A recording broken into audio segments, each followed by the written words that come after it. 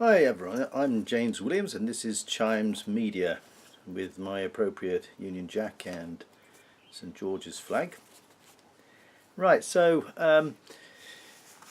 reported in the Huffington Post, amongst all things, that the Lord Mayor of Sheffield, for those who don't know, that's in Yorkshire, the northern part of England, has banned Donald Trump from coming to his fair city of Sheffield. Okay, he's a Green Party guy that was apparently appointed to be Lord Mayor of Sheffield from May 2018. He's Somalian born, an ex-refugee, so in the climate of what you might call multiculturalism or whatever, these things do happen. And I was reminded of being English by a black man, believe it or not, in Hyde Park a few weeks ago, that Englishness is associated with being a Celtic or Anglo-Saxon. It is not somebody of Bangladeshi descent or anything else. It's a racial thing, and we are defined tribally that way. We're not so much for mongrel race or species, except if you went back long enough in time, you'd find we're all probably related to one single mother at one stage. That's beside the point. Going on to this Lord Mayor banning Donald Trump from Sheffield. Well, I don't think Donald's going to go to Sheffield anyway, but that's not the point. His name is Magid. I don't know if you pronounce that, or Magid. He's an ex-Somalian refugee that I mentioned before, and he referred to Trump as what they call a waste man. I think that's Somalian slang for somebody, I think it's described as lacking maturity and achieving little with their lives. Donald Trump, a billionaire, he's had business goings on before he became political in, I don't know, was it 75 countries across the world? This is probably why he has the edge when it comes to negotiating things, because he's well experienced, been doing it for all his life. This is why when you had people saying, well, he's not qualified to be President of the United States, as if that carried a qualification, you had to get some certificate. I think that was, his business experiences, if I can use the word in a pun form, was like having a handful of trumps to play your hand with. He was the ideal person for dealing with negotiating and skills and things like that. And I think myself, even if you don't like Donald Trump, I think you should read The Art of the Deal, his book, not necessarily because it's a Shakespearean rendition of how to do deals, but because in reading a book written by someone, you get a bit of a better insight into the way they think, their personal philosophy. You can read through things that they didn't realise they revealed about themselves. So I think that's a good thing. Now, going back again to this Magid, and I'm going to go back to the Huffington Post article. He has declared that Trump's visit, when he's coming on July the 13th, 2018, he wants to declare a Mexico Solidarity Day. Okay, it's a novel thing. I think probably he's trying to get some notoriety by coming out with this stuff, because who the hell is he? No one knows him, you know. This is it. Who are you? He has said, the last thing we need is a world leader like Donald Trump being a spurting cesspit of hate, stoking divisions between communities while scapegoating minorities. Well, I don't think looking at Donald Trump's words, if you don't put them into a strawman argument, I don't think his words are like that. Yes, Donald Trump is abrasive. That's his way. That's how he gets somebody, gets their goat up, he gets their emotions going, and then he comes in with the deal. And that's how he works it. So I don't think it's valid in that way. In fact, if you look at what Donald Trump's achievements are in his first year and a little bit more now in office, he's achieved far more than Obama or all the other ones before him have done. He's done remarkably well. The tax cuts have put, have raised the welfare of millions of Americans. And I can't say it enough, he's got now the lowest black unemployment in history in America, the lowest Hispanic unemployment in history. That doesn't sound very racist to me. That doesn't sound very anti-Mexican to me, or anti-black to me. And in fact, a lot of black people and Hispanics as well in America are waking up to the fact that the Democrats, who have been their self-appointed representatives and have totally failed them, that the Democrats are being shown for what they are. And their true friend actually is the so-called racist Donald Trump. Okay, this is what this Magid guy says. He's given 5 reasons of thousands, he claims, why Donald Trump is a waste man. Firstly, this is his quotes, for issuing his ridiculous racist Muslim ban.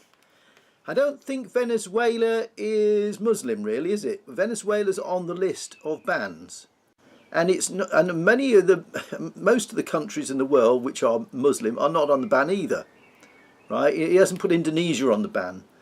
The reason for the ban, and let's put it like this: the named countries, aside from Venezuela, were put together during Obama's administration, and they are on a ban because they are not controlling who comes out of their country and who may end up in the United States. In other words, they can be terrorist training camps there, and they got free rein to go anywhere.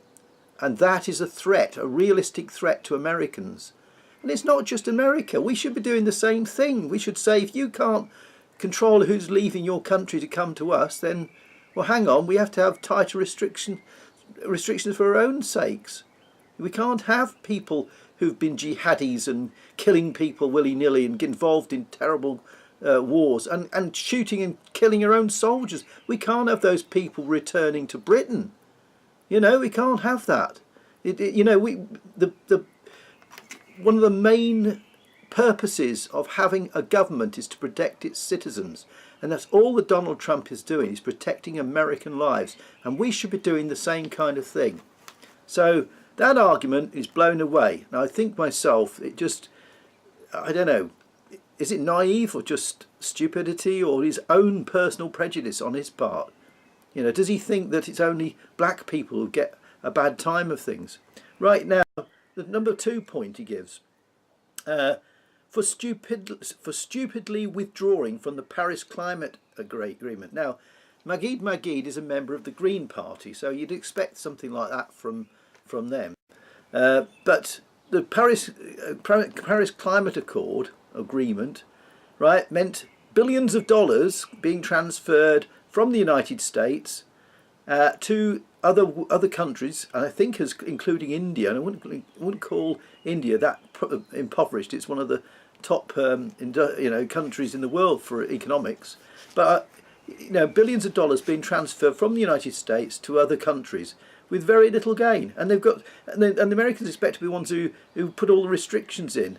It was a suicidal agreement for the Americans, and he pulled out of it because there's no evidence, really, very minimal evidence, if any at all, that any of the efforts in that agreement will make any difference to climate change. And I've got to say something. Climate change goes on all the time. It's like breathing. It happens. You know, they changed the tune. First of all, it's going to be warmer, then it's going to be cooler. They can't make up their mind whether it's going to be warmer or cooler. But climate change happens all the time. And I think climate change is mainly to do with that big fiery ball in the sky. You know, the sun is 99% plus, no, I think it's 99.9% of the solar system. Even Jupiter doesn't come near it. So I think the sun has a lot to say when it comes to climate change. Okay, so I've got some arguments on that. So I think Donald Trump, I'm not strongly in favour of of stopping the climate change arguments, but I think there's sufficient doubt to say, well, what track are we taking? And he's got a right to question. He has to have American interests first. He is a president of the United States, not of the world. Anyway, number 3 point. For mindlessly moving the US Embassy to Jerusalem. Well, what's that got to do with Sheffield? What's that got to do with Sheffield? Why is it? It's not mindlessly. It was agreed decades ago.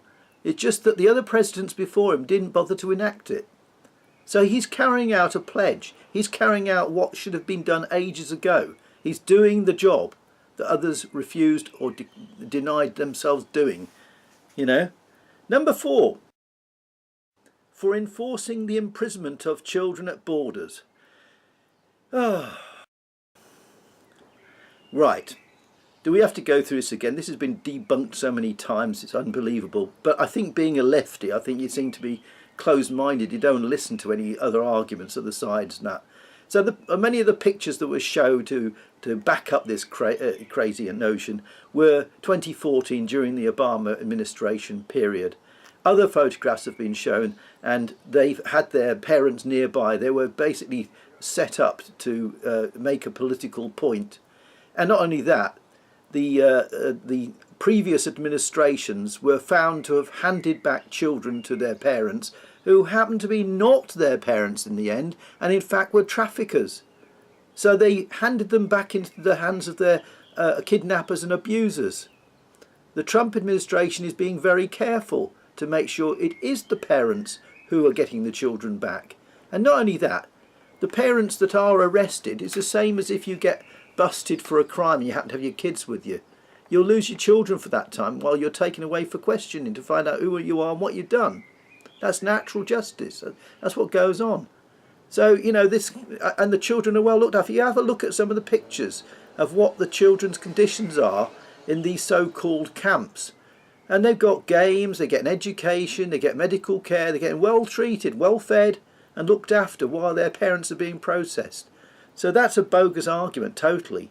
But if you can get your head out your backside and start looking at some facts, instead of bleating on about from your own prejudicial point of view, you might actually learn something and learn that actually Trump is not the bad guy you think he is. Right, number 5. For defending the violence and actions of white supremacists. I suppose he's talking about Charlottesville or something. How about condemning the murder of white farmers in South Africa and their families who are getting totally decimated and killed off there? How about the discrimination shown against well-educated and well-trained white people in South Africa who fix the water systems? And they've been chucked out, so now they've got a problem with water shortages there. How about defending them? Racism isn't just about against black people. It goes very much against white people as well. And this sort of selective racist thing is just, it's just a, well, I've come to the conclusion that the left now, and I came from the left, I came from a left family, and it was not like that then. But the left now, I think many of them have become, well, it's some kind of hysterical sociopathy that's infected them. And I don't know where we're going. It's kind of scary. You know, this Trump derangement syndrome is a real thing. You know, families have broken up with things. People have had fallout, serious fallouts. There have been fights. There have been people killed and shot because of it.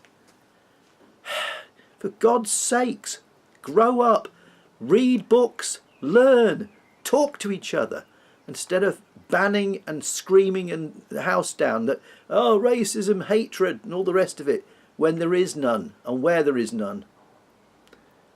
Okay, till next time, take care of yourself. Thanks for listening.